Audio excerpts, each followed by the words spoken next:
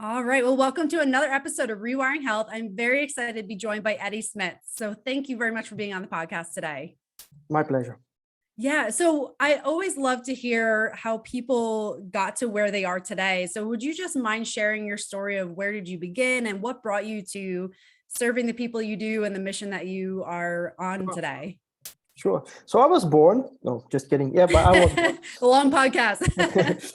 Yeah. I'll start with my actually I saw my first job or what I wanted to do. So I wanted to be a teacher, and I also studied to be a teacher. But I soon found out that there was certain things I couldn't be creative. The structure of teaching of schools weren't my thing, and I soon didn't want to do that anymore. And then I waited tables for a while, and at that point I got intrigued by clowns actually, and I started to watch movies and read books. That was pre-internet. That was early 90s. Mhm. And I got so intrigued and fascinated by it that I wanted to do it. I said, I want to do that. I want to be a clown, and when I told my parents that, they were a little bit surprised. There was like 10 seconds of silence when I announced that. Because, I had like teaching, they were already a little bit disappointed that I didn't teach anymore because it was a good job, etc. I paid well. So now I was waiting tables, which was like no future, right? But I really wanted to do that. And I didn't know anything about it. So I had to learn everything from scratch. And then at some point I was into like, I think 6 or 7 years into clowning. They approached me to be a hospital clown, and it didn't exist then in Belgium. So you guys had that in the States. There was like a movement, but in Belgium there was nothing. And some guys wanted to start that up. They had an insurance company, and they had some money, and they said, "Hey, we want to do this in Belgium because this looks like really something that is good, right?" And then I got selected, me and my colleague. There were two people. We started this, and again, we didn't know nothing, and we soon find out that this was like a little bit more of a challenge than what we were used to. We were used to coming to places and yay, the clown is there, right? Let's start a party. But now we went into a situation where they were scared of us, where we had to convince people, even parents, doctors, nurses, to even get into the room before we even could do something. And then when we did something, we didn't connect really, and so we had to learn that the world was upside down. That means the child had to lead us what they wanted and where they want to go. So instead of like doing tricks and balloons and what stuff what clowns do, we had to learn to improvise, and we had to be, our clowning had to be top, because we had to stay in this character and purely improvise everything. And that was a really challenge in the beginning. And then the last years, I did that for 10 years. And the last years, I did also a lot of palliative children. And then the bar was raised again, because then you are dealing with children that are literally have maybe a few days, weeks, months to live. So that raised the bar again. And during that work, I started to get interested in how people work and how people react. And because you get in a lot of situations with parents, with teachers, with doctors, with nurses, people, right? So children also, of course.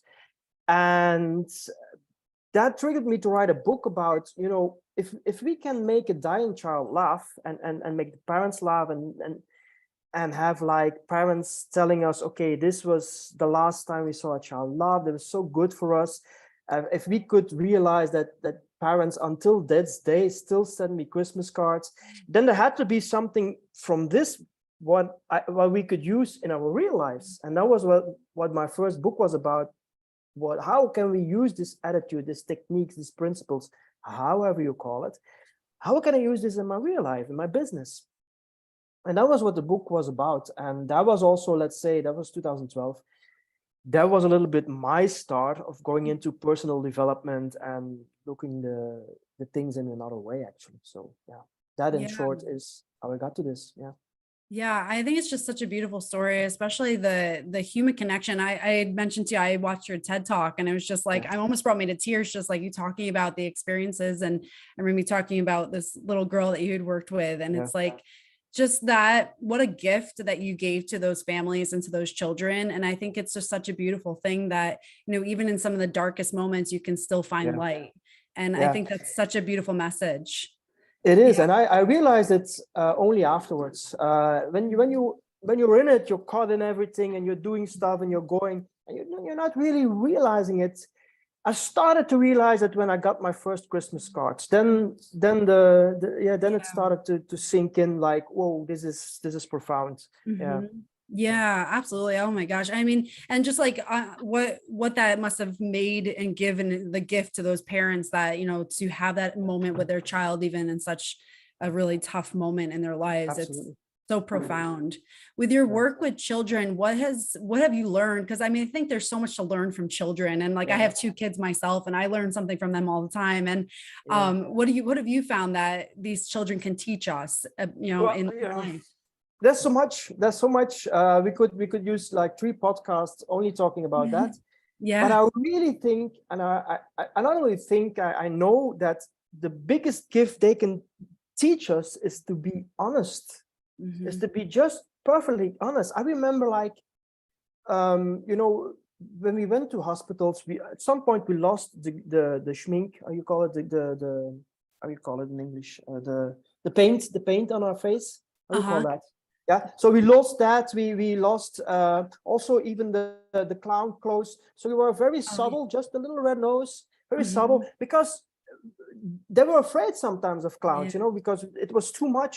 And but then on the other hand, when we came in, they say, "Oh, you're not a real clown." so, Because they're looking so for it.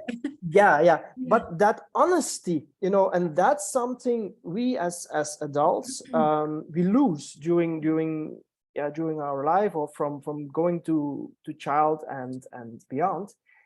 And I feel like even now in my work, the work that I do, I can help the people best by just being honest to them.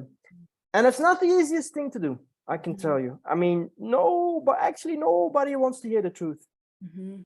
which is a pity, because when you tell the truth, then you can work on things. And that's what I love on children. They just spit out the truth, Mhm. and then, okay, we are at this level. Now we can start to work. Yeah.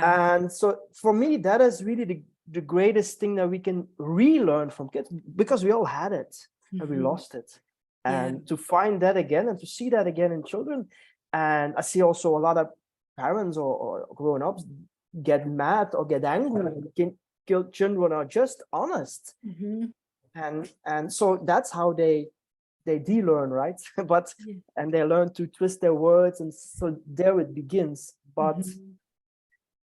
yeah, being honest to yourself to begin with, and then to others. So yeah, Yeah, I love that. I think it's so true. And it's like you can see it. It's like, and when I see my kids, I'm like, oh my gosh, you just said that, It's like, but it's just it's so true. And it's like, we have all these social and cultural norms that kind of cloud yeah, what is our yeah, authentic self. And we're yeah, supposed to be a certain person and act a certain way and say a certain thing. And it's like we yeah, have all these like barriers before we can actually yeah, be what we're actually authentically feeling. And it absolutely. yeah, I mean, I think that's such a good point to make because it is beautiful how honest kids are, even though it's like, oh my gosh, I can't believe you just said that. But it's like you know exactly where they're at, and there's no Yeah, that's hiding. that's it. That's it. Exactly. I Yeah. mean, if you see somebody and he has to lose 30 pounds, and you say, yeah, you're a little bit overweight. No, he says, just, you're fat, man. You're fat. And maybe then something triggers in him that he says, oh yeah, yeah, that's true. I'm fat. I have to lose weight because my health and but as long as you sugarcoat it, nothing is going to happen. Huh? And that's what we do all the time, actually. Mhm. Yeah, and sometimes when we, really with the brain, the way it works, it was when you bring awareness to those things that Yeah, we deeply need to address or don't or kind of cloud so we don't have to address it or we escape from it. It's like once you bring awareness to it, it stops growing. So you have to bring then you can, awareness to yeah, it. then you can change and you can grow. Exactly. Yeah, Yeah. but before that, you need to know where point A is before you can go to point B. And as Mhm. long as you don't know where you are, if Yeah. you want to direct somebody who wants to come to your place, and you ask them on the phone, hey, where are you? and he says, yeah, I'm around, I don't know, then you can't direct him. Mhm. But if you say, yeah, I'm at the church Yeah. now, and say, oh, okay, now I know where you are. Now I can direct you to my place. It's as simple as that, actually. So true. It's just bringing clarity to our lives, which I Bringing love clarity. that. As far as barriers, because I know, you know, honesty, 100%, I agree with that. Honesty is a huge barrier. But as far as like evolving our mindset, what are some other barriers you see with people that is Yeah. really holding them back from living their Yeah. dream life? Limiting beliefs is another big one. Mhm. And that's also one that actually it's not our fault. Mhm. You know, our parents, our teachers, our friends, our family. And it's here again, it starts when we are just little, and we get all these limiting beliefs. Like, you gotta work hard. If you work some money, you gotta do this, you gotta do this. And it's based on nothing, actually. It's just based on what they from hearsay. And it's really based on nothing. I had a conversation last with somebody, and there was the thing, yeah, you have to keep it simple when it's simple. And then somebody says, yeah, but what did he say exactly? His words were, yeah, but when it's simple, it doesn't work. He said something like that. And then I asked him, okay, what doesn't work when it's simple? And he was like, he couldn't say anything. Mhm. But it was so ingrained in his head, no, that's too simple. That's not possible that worked because that's too simple. Mhm. But especially as a clown, you have to reduce it to as simple as possible. That's your strength also as a clown. And in clowning, the more simple you can do the things, the sooner you get the laugh, the sooner you get the connection, etc. So here, that's the same. And these beliefs around money, around work, around relationships, around everything, actually. But again, mostly it's not our fault. It's our parents, our teachers, and it's also not their fault. It's just Mhm. something we get into our brain, but it's really hard to get it out. Yeah. But it stops us again to grow. If we have certain pictures, images of money, for example, that can stop us to have success, or that can stop us to you know, whatever. But it's all limiting beliefs, and the word says it itself. It are beliefs that limit us in growing, in reaching something, and so on. So that's the thing I encounter a lot with people, and they don't even know where they get it. They say it, and then you ask, you go some deeper into it, say, okay, where does it come from, or what do you mean exactly? And they can't give you an answer, but still they're so convinced that it's true, Yeah. which is strange. Yeah. So Yeah. that's one of the things. Absolutely. Yeah. And it dictates 95% of our life, that subconscious Yeah. thoughts that we have, and we don't even Yeah. realize it. I mean, I've caught it in Yeah. myself. The more I learn, I'm like, oh my gosh, that wasn't true. And for Yeah. 30 some years, I'm like, I believed Yeah. this. And Yeah. I'm like, Yeah. all right, now where did that come from? And am I Yeah. instilling that in my children? So now it's like, you have to take a step back to And realize, see, the word truth fell again. Eh? You said, oh my yeah, God, it's not true. The word honestly, truth fell again. You yes. know, that's what it's about. Yeah. So true. Yeah, so true. Yeah. Absolutely. But yeah, I mean, it's amazing. And it's like, you know, the more I've learned, it's like we develop this from like ages 0 to 7 because our brain waves are set to believe everything we're told in that Of course. time. Of And course. yeah, it's so Yeah. important to take a step back and question, is that true? You Yeah. know, does this serve me if I believe Yeah. this? And it is, it's so important. So for someone who's saying, oh my gosh, I never even realized that I was just living in autopilot, like what would you suggest that somebody does to take those subconscious beliefs and then start altering them in a way that serves them to move their life forward? Well, you gotta question them. You gotta expose them. That's the first thing you do, and you hear it in how people talk and what the ideas are, and Mhm. you just gotta. And with some people, you gotta do it very gently, layer per layer, and some people you just need to say it blunt out, bang. You gotta just throw it at them. It depends, of course, with whom you are working, but that's the only way. They have to. That's how it starts, and they Mhm. have to go again to point A. You have to lead them to point A before you can lead them to point B. And that's point A, to realize that certain beliefs that they have are just not true, and that they don't serve them. And once they get it, once they get that, and they start working in another way that their beliefs are serving them, they feel very soon that that's the way to go. Because then intuition comes in, creativity comes in, all these great things then come into life, which beforehand are not in the picture, but then they come. automatically, it automatically comes when you start moving from, when you start shifting these beliefs. All these things, these nice things come, wisdom comes, creativity comes, intuition comes, all these good things that you need, they come.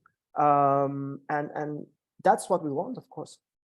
Absolutely. Yeah. And that really is the whole energy of life, I believe, is that you create, you become creative. And it's like when you are surrounded by stress all the time and you Yeah, have all these limiting beliefs, it's like that's all clouded. And now you feel stagnant in life. And if we're not growing, that's yeah. And again, children are very creative on Mhm. their own. You don't need Yes. to learn them how to be creative, but adults have to go do a workshop how to be creative. hmm How 100%. how Yeah. how stupid is that? You Yeah. had it, and you just gave it away.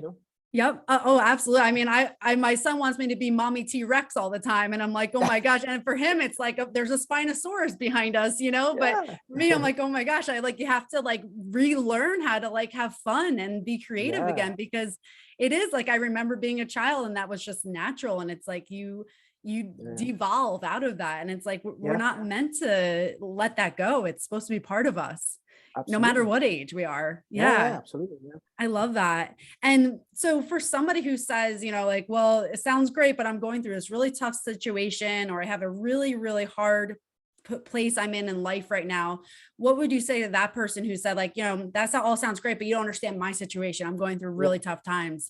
I always use the same analogy, and I ask Mhm, them the question: Would you, if you put your hand on a hot stove, mhm, would you hold the hand on your hot stove? mhm, And they all say no. And then I say, why are you doing this with your life now? mhm, And I let them think, and then you can start a conversation, because everybody has his problems, his challenges, his everything. But if you keep your hand on the hot stove, it's only going to get worse, you know. And that's what a lot of people do. They just keep their hand on the hot stove. They feel sorry for themselves. They are blaming everyone except themselves, or themselves even. So they are moving into all these things that don't serve them. mhm, And here it is again the same. It is, or we do it in a very slow, smooth way, and we peel the onion, or we just blunt out, tell them, okay, I understand that you're suffering, but what you're doing now is not helping you to lead another life, or to suffer less, or even suffer not anymore. And that goes as well for mindset, as chronic pain, as everything. I mean, and that's again, people can't help it, because scientifically you can explain it. They all think this, they keep thinking with their reptile brain, and that's your reptile brain is really good. You need it, because when you go to the hot stove, your reptile brain says, ooh. mhm. So you need the reptile brain, right? But if you stay in that reptile brain, I mean, when you see a snake, your reptile brain says run, right? And you start running. But at some point you have to stop running, right? You can't run forever. And that's what these people are doing. They keep on running. They don't even look back to see if the snake is still there. They just keep running. And at some point, they don't even know why they are running anymore. Mhm. So that's the analogy, but that's actually what people do. Yeah, absolutely. And it's like, as much as it doesn't serve you, it's a known outcome. Like if you've done it over and over and over again, Yeah, it's quote comfortable, because you know how yeah, the outcome's going to be. It almost yeah, becomes more uncomfortable to discover something different that you don't know how it's going to work out, than to just stay in this route. And yeah, and that becomes almost like that natural resistance people have to change, even if they cognitively know it's good for them. yeah, yeah. It's a muscle. It's a muscle, and you need to train it. It Mhm. doesn't go. It doesn't go from its. You know, if let's say you're 40 years old, yeah, you've been doing it for 40 years. You can't expect that in 3 days that you can change it. But Yeah. you can change it. I changed it with people in 6 weeks. So it Mhm. is possible to change it. Yeah. But of course, you need a little discipline. You need to do some exercise every day. And I say every day, every day. I Mhm. mean, and how long? Yeah, for 15 minutes. Say, yeah, 15 minutes. If you don't want to invest 15 minutes for 6 weeks for the rest of your life, I don't think you're really serious then. See, so that then all these other things keep on popping up. No, I don't want to do it. Don't want to do it. Mhm. So and that's the work I do for the big part, is just showing them how stupidly they keep their hand on the hot plates. that's actually the basics of my work. Yeah. Yeah. 100%. Yeah. I mean, you're literally wiring yourself to keep the same result over and over and over again. And it's, Yeah, yeah. And then yeah, really it does start with that consistency. I'm a huge believer in consistency. yeah. Like you don't have to be perfect, but it has to be consistent. No, That's the no, only way you nobody's can be. perfect. No, Yep. no, no, no. Exactly. For someone, I mean, I know resilience is huge. You have to become a very resilient person. How do Yeah. you recommend someone becomes more resilient so that the outside world doesn't crowd them in their Yeah. internal world? You know, the most important thing for me is that willpower doesn't cut it. Mhm.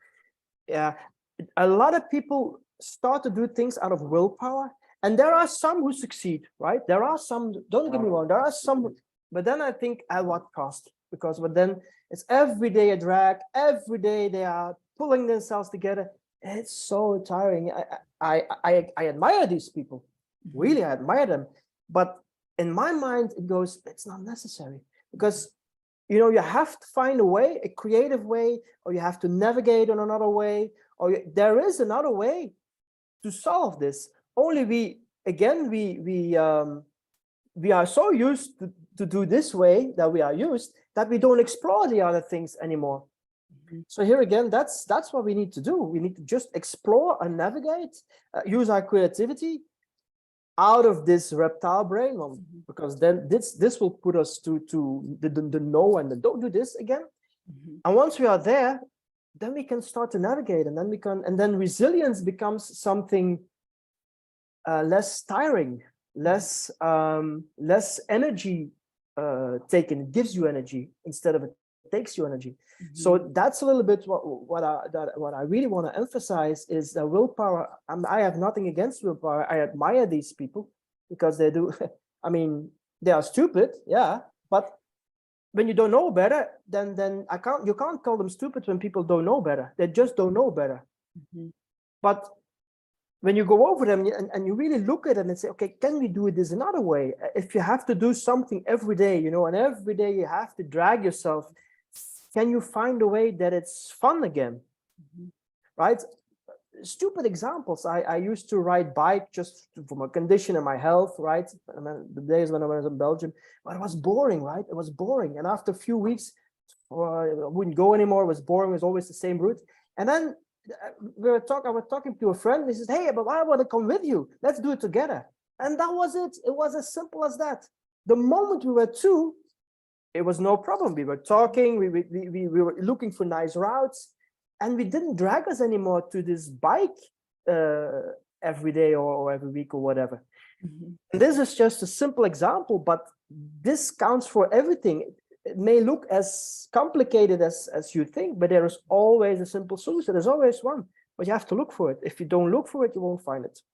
So So yeah, true. If it feels like a second job, you're going to have a natural resistance to it. Like nobody wants a second job. Nobody wants to feel like yeah, they have an energy drain. And it's like, yeah, stacking habits, like something that maybe you don't really want to do on top of something you do want to do. Like you didn't really want to ride your bike, but you want to hang out with your friend. All of a sudden it yeah. becomes a You good thing for start you. doing it. You start doing it, and after a while, it's how many people in January buy a gym membership? How many? Mhm. Oh, Mhm. so many. And after a week, after not after a week, after let's say after a month, after 2 months, and after 3 months, Mhm. I think maybe 5% is still going. Yeah. Why is that? Yeah, it's because they don't feel the fun. They don't have fun in it, so they have to search for their fun. Yeah. Absolutely. It's the Yeah. same.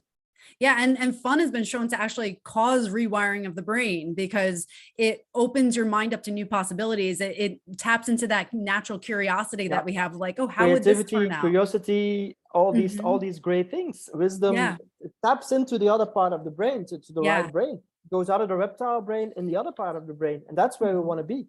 Absolutely. Yeah. And that's the only really way to move forward is if we start going into that direction. If you want to grow, yeah, Mhm. absolutely. And I know you're big on leadership. And for some people, it's, I think for many people, it's really tough to be their own leader.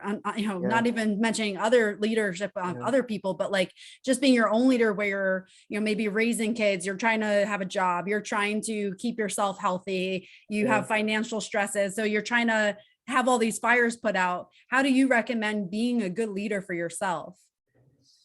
Again, it's the same. Huh? Again, we start from saying no and start from this fixed mindset that we have. So here again, it's letting loose, seeing your own truth. You know, what's your own truth? Why are my children, if you're stressed about your children, just take that example. Why are they talking back about to me, for example? Why are they not doing their homework? Why are they watching the iPad all day? Why are they doing this? Right? And how can I make it make the other thing that I want to do them? How can I make it fun? Mhm. And talk with them about it. I mean, okay, if they are 2 years old, it's difficult, but if they are 4 or 5 years old, for example, or even, of course, when they are older, it's no problem. Talk with them, Mhm. open the conversation, Mhm. just open the conversation. I mean, I had to learn leadership the hard way. I was like in hospitals, and as a clown, you've got no authority, right? You have nurses, doctors, parents, cleaning ladies, and I'm telling you, no authority. I told them at TEDx, there was a cleaning lady who decided that I couldn't go into the room. Why? I don't know, but she had decided that. So you don't have an authority. And then you have to communicate with people and talk to people. Okay, why, and explain what you are doing. And then at some point, you know, I realized that some people are not the brightest, but I'm also convinced that you can, if you explain things to people in a simple way, that everybody understands. And if everybody sees your way, and that's for your children, that's for people you work with, that's for your colleagues, that's for your even your bosses, that's for your clients, that's for everybody. Mhm. So I think the big issue in leaderships nowadays is communication. Mhm. Yeah. And there's two ways of communicate. You communicate with your brain, with your rational mind. That's the first one. Mhm. And the other communication is again the other half is the Mhm. creativity, is the empathy, is letting people feel that what you are saying is, and here we go again, is the truth, is the truth. Mhm. And the truth isn't always pleasant to hear, but still, as a leader, you should always tell the truth, because Mhm. in the long run, it will always serve you. So leadership, for me, leadership is communication and truth. Those are the key words in leadership. And I know there's a lot of talk about leadership, but for me, these two words are key. And maybe authenticity, but that's close to truth, right? Mhm. Oh, absolutely. Yeah. And just leading by example and there's a big thing. It's like you don't have to make other people believe, but you have to believe in your value so much Yeah. that they innately just start Yeah. believing. Yeah. See, leading by example is a nice way, because if you are a certain way, if you act a certain way, you don't need to do anything. Mhm. People will adapt that kind of talk, that kind of communication, that kind of mindset. They will adapt it just because it's your truth, you're authentic about it, you can empathize with them. And if you do it, then leading is natural. Then sometimes you will be astonished and say, oh, I didn't expect that from him or her, or whatever. Mhm. So here again, yeah. Yeah. And from hearing what you're saying too, there's such a difference between leading in a way that you're serving others versus leading in a way that you're serving your ego. And that's a huge difference too, is that Yeah. your ideal and your goal is to help others become better, not necessarily just Yeah. to feed your ego. And that's a huge difference too. Yeah. But and if you want to make yourself better, right, Mhm. make other better, and you will 100%. be better. It will go automatically. There's no other Yeah. way. If you make others better, it will always rub off on yourself. Always. Mhm. That's just how it is. So true. Yes. Yeah. Because the minute we start focusing only on ourselves, we become wrapped up in a lot of those Yeah. messages that don't necessarily help us. But yeah, it's like when we can look outside ourselves and realize we're Yeah. part of a bigger picture, it Yeah. really changes that Yeah. perspective in a huge That's way. also why I forgot the name. There's this one. It's a famous coach, and he says he calls it the lamp post the lantern post technique, and he Mhm. says even if you just 10 minutes a day talking to a lantern pole out loud, it will Mhm. serve you, Yeah. because then you are spreading your words outside. You don't stay in Mhm. your head. You go Yeah. outside with your words. Even that will help you. And it is true. As long Yeah. as you're in your own head, nothing happens.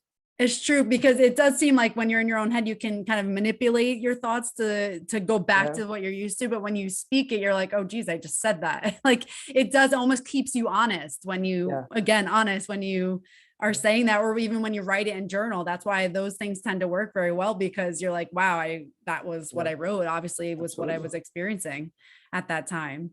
Yeah. So a big part I know of just having energy to be able to serve others is serving yourself and helping you stay in that good place. What do Yes. you do as far as like a self-care routine that keeps your head in a good place and your body in a good place? Yeah. I don't know if I have a really a routine, Mhm, but I try to do every day like 10 to 15 minutes. It's not really a it's a kind of meditation, mhm, and it serves to just go from my reptile brain to my other brain. That's the only thing it does, mhm, and you can do it. You can do it for years. Your mhm, reptile brain will still always try to take charge, and you just learn to go the other side, so that when you need it during your day, that's the muscle I'm building. So that's something I do, and I try to do like, let's say, mhm, 6 times, 7 times, sometimes a week, some sport. But that's mhm, it's small. It's like half a run for half an hour, do some exercises for mhm, 15 minutes, go for a swim. So these things that everybody can do. mhm, I just have an app where you can just do some exercises, no weights, just your own mhm, body.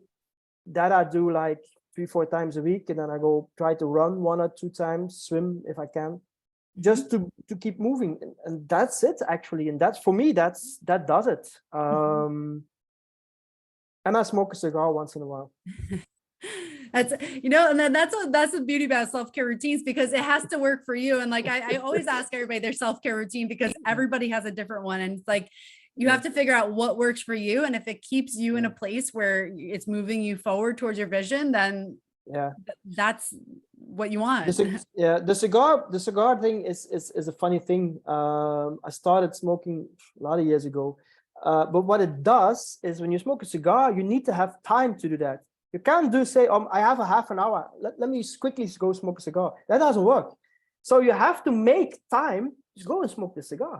Mhm, So so that's good, because when you're smoking a cigar, that's the only thing you're doing. Just smoking that cigar. And it helped me. It helped me. Yeah, now I'm hooked. I know, and I know it's not a healthy habit. I know that too.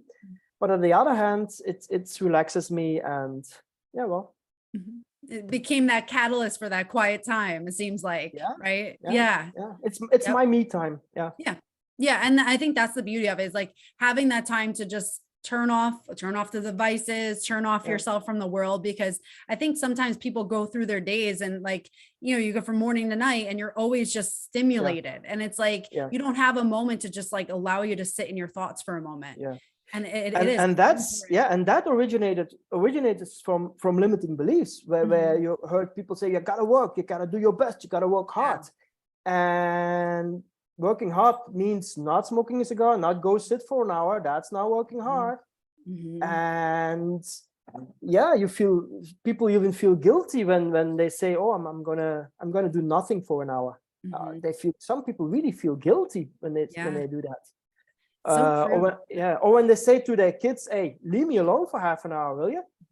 You can really say that to let's say 7 8 year olds. I want to be alone for half an hour. Can you leave me alone? There's Mhm. nothing wrong with that, but people are afraid of doing that, because they think, oh no, I can't say that to my kids. But why not? Because when you do that, you serve yourself, and that will serve Mhm. in time your children, and they really won't mind if you don't. If you do it a few times, they are used to it, and they say, oh, in half an hour we go play our iPad or watch TV or play Yeah. whatever. Mommy or daddy are having their half an hour. That's nothing Mhm. more to it. Yeah. Yeah, It's so true. And it's like, again, leading by example. It's like if you want your child when they grow up to feel like they're in a hamster wheel where they can never relax, then yeah, yeah, maybe you just continue to stay busy. But if you want your child to have better tools when yeah, they're an adult that you didn't have, then you yeah, need to start leading by example and doing that for yourself, and do it without feeling guilty. yeah, Because if you're feeling guilty for that half hour you're taking alone, yeah. then it's defeating the purpose of it. So It's the it's so big true. failure of our yeah. It's the big failure of our educational system. We Mhm. teach children We give them information. We put them full of information. Mhm. But I think we are past that point. Teach them some mindfulness, teach them some business, teach them these things that they really can use. Mhm. I mean, what's the point of teaching them how many countries there are in Africa? Mhm. Yeah, it's nice for if they are going to do a quiz, but Mhm. yeah. So Yeah, yeah, it's so true. I mean, when we're children, we either are soothed by our parents and we're always comforted by them, but then we become adults and we don't have any technique to no, self-soothe. And then we do escapism, like whether it's, yeah, drinking or drugs or yeah, whatever it is, or social of media, or course, we just put the TV on. It's like of that course, becomes our only soothing technique, but it's not actually doing the job. And it's no, like I've been aware of that. I mean, I didn't grow up with skills to self-soothe, and now I'm like, okay, I need to instill this in my children. And I was so yeah. proud the other day. My son was all riled up over something, and then he, without me even saying, he started doing some deep breathing, and I'm like, he's almost 4, and I'm like, okay, Right?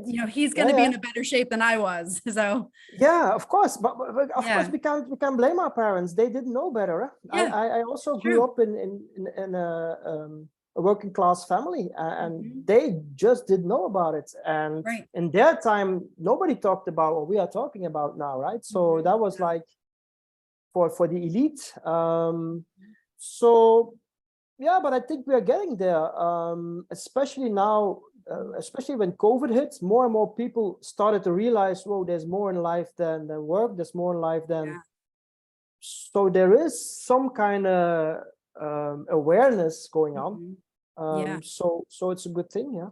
Absolutely. Yeah. And I think it is just so important just taking that responsibility for your own self, because it is true. Like you can easily jump into that, like, well, I was never taught this, or and blame people for the way your situation is. But at the end of the day, the only thing that can change is when you take responsibility and then you take action to actually change your circumstances. So it's It's to use another nice analogy I always use. You mhm, can lit a million candles, but mhm. yours has to be lit first. So true. Oh my gosh. Yes, that's a good one. Very true. Just one more question, because I just love what you've done Yeah. and the work that you do. But what is one of the most profound lessons you've learned through the work that you've done as a clown and then as a personal development coach? I think a little bit what I just said. It all starts with yourself. Mhm. Um, Look into yourself first before you go judging circumstances or people or yourself even. Just look in an honest way to yourself and see, okay, what's not okay with myself? What's bugging me about myself? Mhm. And write these things down and address them one by one. Yeah. If you find that you don't have enough skills, then search what skill you want to have and go and learn it. If you think you are not fit enough, go to a sporting club or a gym, or call a friend who also think, hey, I need to do something, and do it. If you think your business is not going how it should go, check out, ask somebody, but or ask somebody. And if you don't, ask somebody, okay, what needs to improve here, and then do it, of course. Mhm. That's the magic words. The magic word is always doing it. As Mhm. long as it stays in your head, that's 20% of the work, and that's why I always say to people, it's good that you go to seminars, it's good that you read books. It gives you motivation, but motivation is only 20% of the work. Mhm. It's like when you're laying in a hot bath, that's so nice.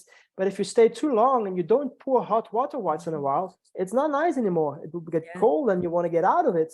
And that's what we do. We are going to these things and reading books and all, and we are so motivated, but then we don't do the work. And this work, this 80%, we don't do that. And we go from one seminar to another, from one book to another, from one coach to another, from one doctor to another. But in between, we don't do anything about this 80%. Mhm. And that's the thing I really had to learn the hard way.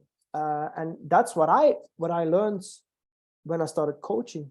I learned, oh my God, I'm not doing this myself. Mhm. How can I coach people if I'm not doing it myself?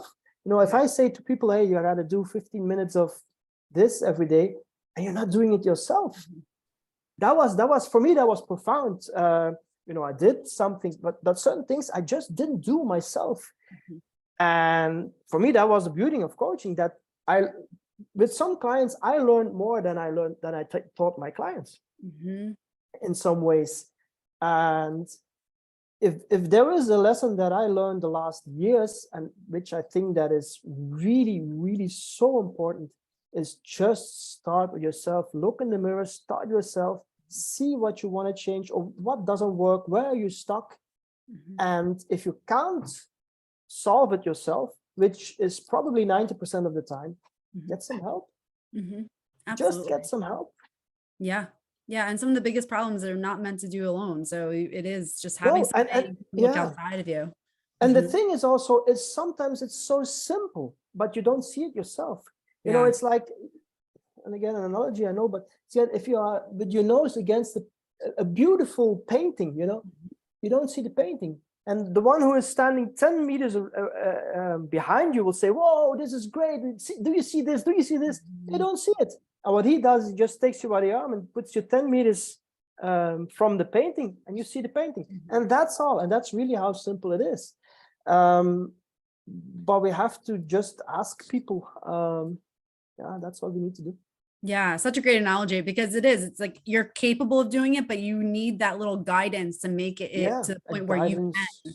or a Yeah. push or whatever. Or some people Yeah. just need to be held accountable. All Mhm. this. If you know from yourself, I can't keep myself accountable. Yeah, then you have to just Mhm. uh, ask a friend and say, oh, kick me in the ass every once in a while because I need to Yeah. do some things. And if I don't do them, just kick me in the ass. That's all you need to Mhm. do. And if Yeah. it's a really good friend, he'll do it.